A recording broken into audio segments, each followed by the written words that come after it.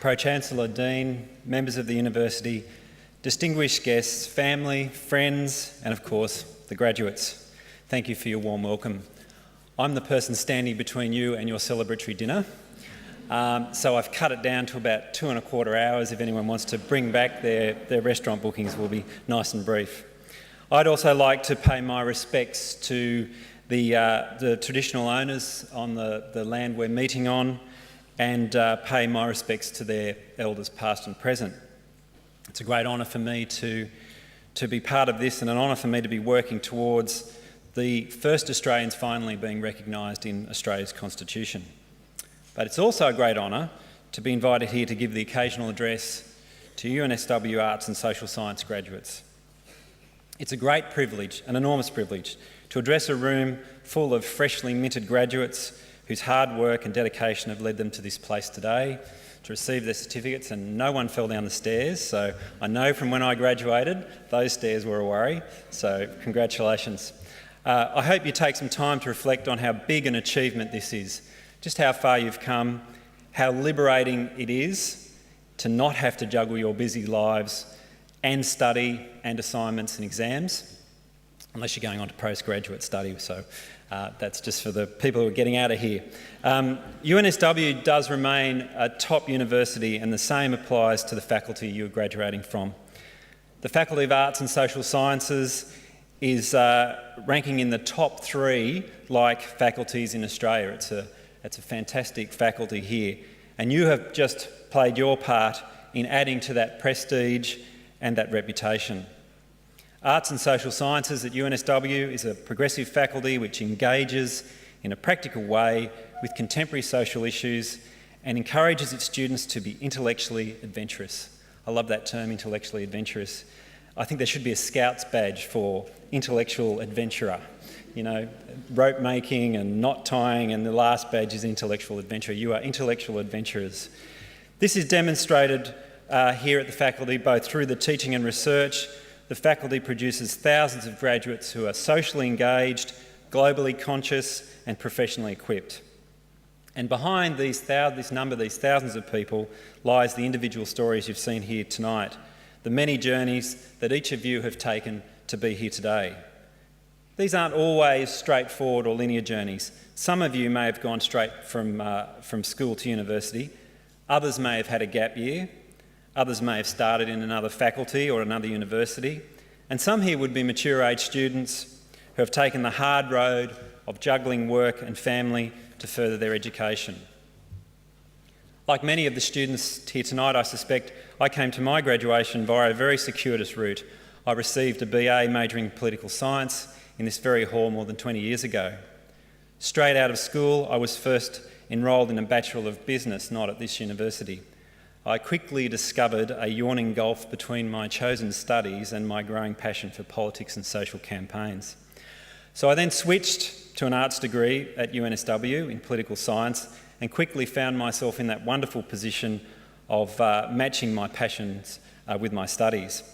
At the time, it didn't seem like a wise career move, and I'm sure there are some parents here who, when they heard their child was studying in humanities, and not doing maybe a science or an engineering degree, that you had some concerns about people's career move. There were many attempts to talk me out of it, but when I look back 2 decades later, I can see that it was this broad base of knowledge that a humanities degree provided that has served me so well in my life and in my career.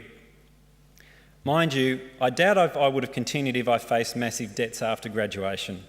We may be seen in future years as the lucky ones, those who lived in the era of access to university, and I fear the future for those highly intelligent kids now in primary and high school who may be denied the choice to attend university simply because they can't afford to repay the fees. I believe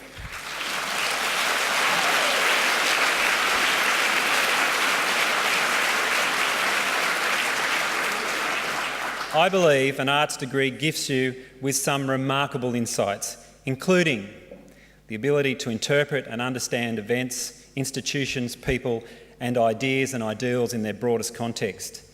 The ability to conceive of multiple points of view and truths, not just what you believe to be a fundamental, immutable truth, to see other points of view.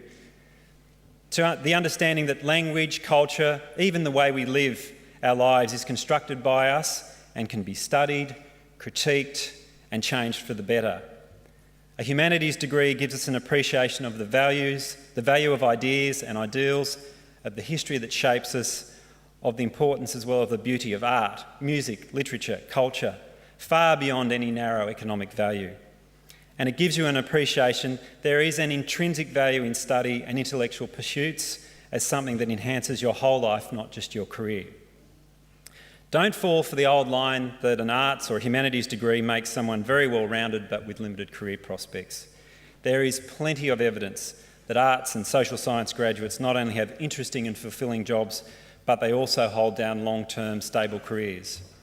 I speak here from my own experience as an employee and now an employer. As an employer, when I, for example, look for a communications or media director, I always have a strong preference for someone who's done a humanities degree, someone who's studied, for example, English literature. I want someone who can write and understand the value of the words they are writing and the power of what they are writing. When I look for a researcher, I'll always consider an honours or postgraduate student whose thesis might not be directly relevant to the field I'm in, but who shows an ability to examine and distill complex issues. My experience with staff who have humanities degrees, my own prejudice for them aside, is that they can move between areas of work, applying those broad analytical skills and that understanding of the bigger picture, moving from writing articles and speeches to analysing policy or media, to organising events and debates, to dealing with other people and their organisations, skillfully and with tact and that great understanding of the broader context. But even if you adopt a more narrow career-based examination of arts degrees, I would argue it's a good choice for two reasons, both to do with the need to be adaptive in the modern workplace. Firstly, for most people, the era of a career for life is well and truly part of history. Decades ago, it was commonplace to have a career in one field or industry, and often with only one or maybe two employers. It was nothing unusual for people to retire with 30 years of service in one company, to shuffle up and gratefully receive a gold watch or a clock, or for the lucky ones, a Perspex certificate of 30 years service. Today, careers for graduates follow less rational and I would argue more interesting, fulfilling and liberated paths. For example, one might start as a journalist, then switch to a communications advisor in an organisation, and then maybe move into a management role, and then progress into leadership to a CEO's position in an organisation. All of this time having maybe moved between 4 or 5 organisations and maybe many different industries. For example, I have a friend who started as an economist, who took an interest in speech writing, ended up as a speechwriter to a political leader, then moved to being a senior policy advisor, a chief of staff to a cabinet minister, and is now a senior economic diplomat posted in Europe. There's an even more extreme example is a friend of mine who has quit her journalism career in her mid-30s to go and study medicine and is now practising in a major hospital. Secondly, we need to be adaptive as the pace of change of technological advances will see further changes in the workplace that will be inconceivable to us here today. I only have to think back to the past 2 decades since I graduated and started in the full-time workforce. In my first job, there were no emails, there were no shared servers for electronic documents. We had these things called a filing cabinet. There were no websites, there was no internet access, there was no Facebook, no Twitter, and there was no PowerPoint presentations. As you can see, some changes were for the worse. For some of us, this sounds blissful. All of these have become commonplace, and the modern worker, especially the graduate, has had to and will have to continually adapt.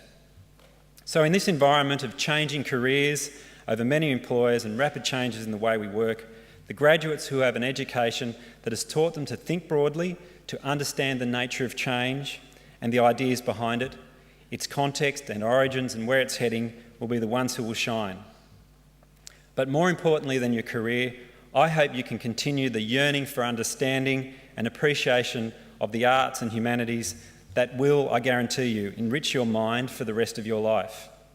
So in closing, graduates, congratulations again to the graduates here today. Congratulations to your families, your partners, your friends who have supported you so strongly on your journey. I wish you all the best for the future and I really hope you take some time tonight to celebrate the results of your hard work and dedication. Thank you.